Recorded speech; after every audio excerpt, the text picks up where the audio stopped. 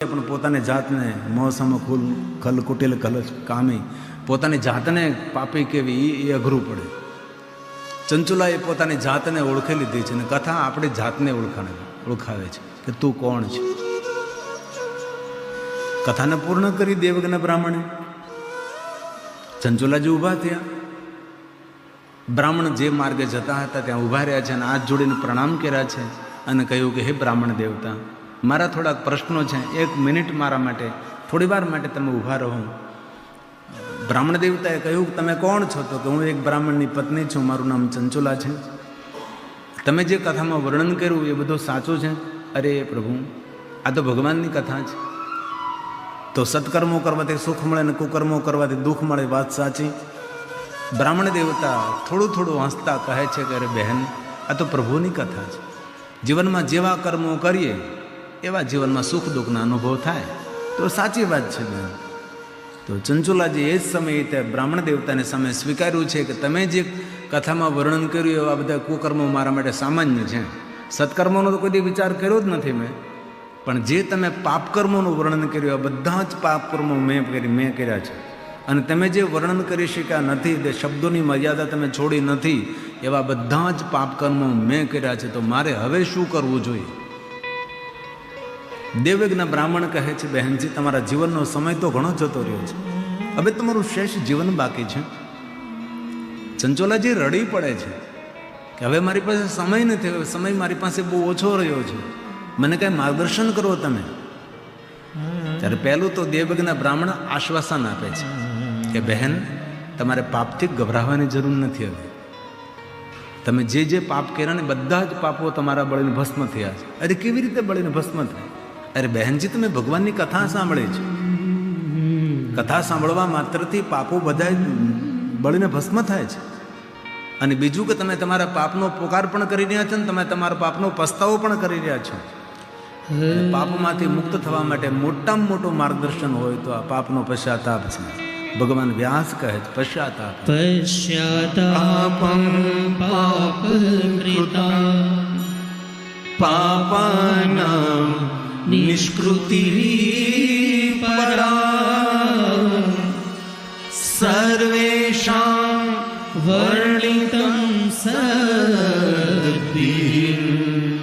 સર્વ પાપ વિશોધનં સર્વ પાપ વિશોધનં. તમે તમારા પાપોમાંથી મુક્ત થયા છે બહેનજી, તો મને માર્ગદર્શન કરો કે હું શું કરી શકું છું? મારી પાસે બહુ થોડો સમય રહ્યો છે. માર્ગમાં જતા જતા દેવજ્ઞ બ્રાહ્મણ ચંચુલાજીને સુંદર માર્ગ દેખાડે છે. અને કોઈને ભક્તિનો માર્ગ દેખાડવું, કોઈને સાચું માર્ગદર્શન કરવું એ પણ એક પુણ્ય છે. કોઈને ઠેબે ન ચડાવે, કોઈને ખોટું માર્ગદર્શન ન કરે. આપણા નિજી સ્વાર્થને કારણે કોઈને આપણે ખોટું માર્ગદર્શન કરીએ તો ભગવાન આપણને કોઈ માફ ન કરે. માર્ગમાં જતા જતા દેવજ્ઞ બ્રાહ્મણે કહ્યું છે કે બહેનજી, પહેલાં તો પ્રાતકાલ થોડા વહેલા ઊભા થાવ, સુંદર સ્નાન કરી પવિત્ર વસ્ત્રને ધારણ કરી ભાલમાં ભસ્મનું ત્રિપુંડ કરજો. પંચાક્ષર મંત્ર નમઃ શિવાય નમઃ શિવાય નમઃ શિવાયનો જાપ કરજો અને રુદ્રાક્ષને ધારણ કરજો.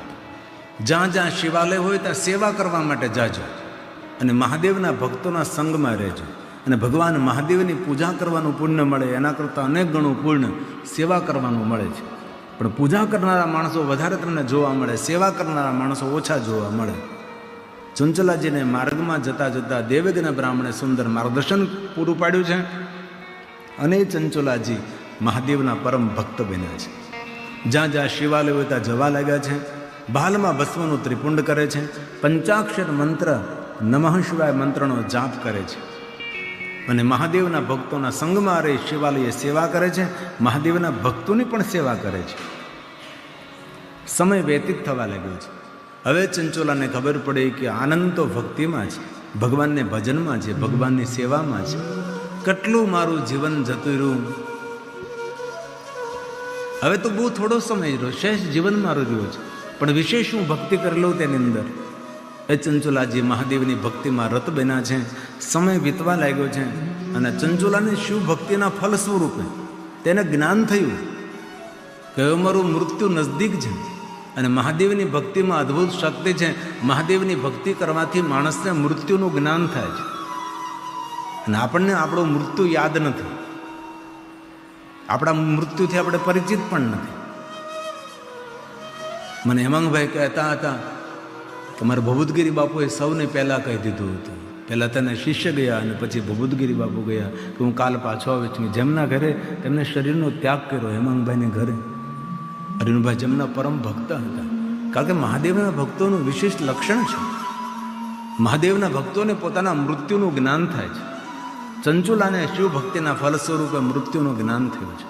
સુંદર દીપ પ્રજ્વલિત કરી ચંચુલાજી ભગવાનને યાદ કરવા માટે બેસી ગયા છે અને કહે છે, ભગવાન બહુ સારું જીવન તો મારું પાપ કર્મમાં વીતી ગયું, પણ હવે થોડું જીવન રહ્યું, એમાં તારી ભક્તિ કરી તને યાદ કર્યા છે. એમાં કોઈ ક્ષતિ રહી ગઈ હોય, મારી મતિ અનુસાર ભગવાન તમને યાદ કર્યા છે, મને ક્ષમા કરજો.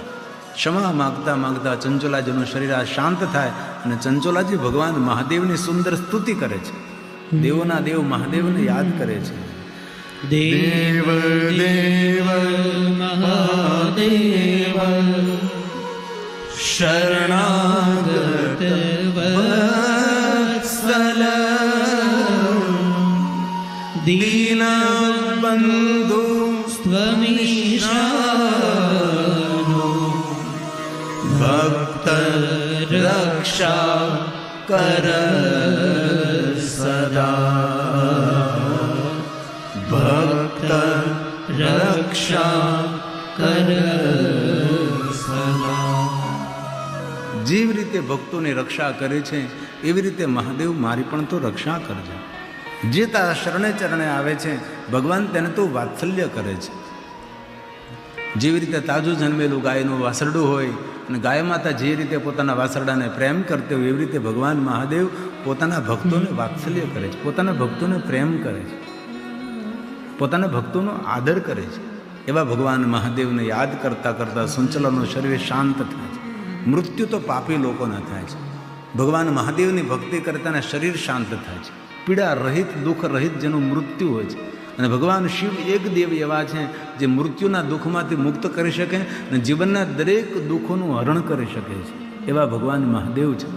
તેથી કોઈ પણ સંપ્રદાયમાં માનતા હોય, કોઈ પણ દેવી દેવતાઓની ઉપાસના કરતા હોય, પણ મહાદેવની ભક્તિ આપણા હૃદયમાં ભરપૂર રહેવી જોઈએ. મહાદેવની ભક્તિથી વંચિત રહે છે તેના જેવું કોઈ દુર્ભાગી જીવ નથી, અને જે મહાદેવની ભક્તિમાં રત રહે છે એના જેવો કોઈ ભાગશાળી જીવ નથી.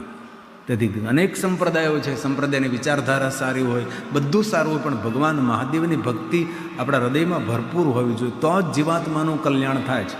કારણ કે જગતનો રચયિતા શિવ છે, જગતનો રક્ષક પણ શિવ છે, જગતનો અંત કરનાર શિવ છે, અનંત પણ શિવ છે. શિવ નથી તો કાંઈ નથી. તેથી મહાદેવને પ્રધાનપણે સમજવા જોઈએ. મહાદેવથી કોઈ મોટા દેવ આ દુનિયામાં નથી. વિશ્વના દરેક દેવતાઓ મહાદેવની સેવા કરે છે અને મહાદેવ કોઈની સેવા કરવા ન જાય. મહાદેવ નિરંતર ધ્યાનસ્થ રહે છે. એવા શંકર ભગવાન છે. અને ચંચુલા ભગવાન મહાદેવની ભક્તિ કરતાં કરતાં તેનું શરીર શાંત બને છે અને ચંચુલાજી કૈલાસમાં વધારે છે. ભગવાન મહાદેવનું દર્શન કરે છે. ભગવાન મહાદેવ જીવનમાં બહુ જ પાપ કર્મો કર્યા. હે મહાદેવ, તમારી કથાનું શ્રવણ કરતાં જીવન પરિવર્તન કર્યું છે. કથા સાંભળતા જીવનને પરિવર્તન કરવું પડે, જીવનમાં બદલવું પડે. કોઈ કોઈ વાતો મોતીના દાણાની જેમ સંઘરી લેવી પડે અને એ સંઘરેલી વાતો હૃદયરૂપી તિજોરી અંદર તેને પૂરી દેવી જોઈએ, જેથી કરી જીવનમાં જરૂર પડે ત્યારે વાતો આપણે વાગોળી શકીએ અને વાતોનું અનુસરણ કરી શકીએ આપણે. તેટલી તો કથા છે. શરીર શાંત થયું, શિવલોકમાં ગઈ, મહાદેવની પાસે ક્ષમા માગી અને ભગવાન મહાદેવે ચંચુલાજીને માગવાનું કહ્યું છે. ત્યારે ચંચુલાજીએ કહ્યું કે શું માગું ભગવાન આપની પાસે, માગવાનો કયો અધિકાર, પણ આપ મને જો વરદાન આપતા હો તો ભગવાન આપની ગણ બની કૈલાસમાં રહું અને આપની નિત્ય સેવા કરું. ત્યારે ભગવાન મહાદેવ કહે છે, ચંચુલા તું મારે ગણ બનવાને તો યોગ્ય છે જ, પણ સાંભળ, ખરેખર તારા પુણ્યના ફલ સ્વરૂપે તો પાર્વતીની સખી બનવાને યોગ્ય છે. આવું જ આ મહાદેવ કહે છે. પાર્વતીજી પધારે છે, મહાદેવની બાજુમાં બિરાજમાન થાય છે અને સ્વયં શંકર ભગવાન પાર્વતીને કહે છે કે પાર્વતી, આ ચંચુલાજી મારા પરમ ભક્ત છે, તેને તમે સખી રૂપે સ્વીકારો. અને ભગવાન મહાદેવની આજ્ઞાનું અનુસરણ કરનારી મા પાર્વતીજી ચંચુલાને સખી રૂપે સ્વીકારે છે. કેવા પુણ્યો થયા છે! ભલે થોડું જીવન રહ્યું, પણ કેટલા પુણ્યો કરી લીધા, સમજ્યા ત્યાંથી સવાર છે. અને ભગવાન મહર્ષિ વેદવ્યાસ બોલે છે, પાર્વત્યા પાર્વત્યા સાકૃતા પ્રીત્યા સ્વસખી